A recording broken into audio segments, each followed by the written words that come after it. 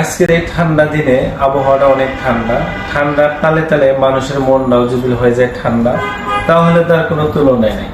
তাই এমন কিছু আচার ব্যবহার করব না যে আচার ব্যবহারটা যেটা আগুনের মতন ধাও ধাও করে চলে। আমরা এই আচার ব্যবহারটা করব যেমন বাহিরের আবহাওয়া বৃষ্টি বাদল হলে যেমন পরিবেশটা ঠান্ডা হয়ে যায়, আমাদের আচার ব্যবহার মূল মানুষটা সেই ঠান্ডার মতন থাকবে ফুল।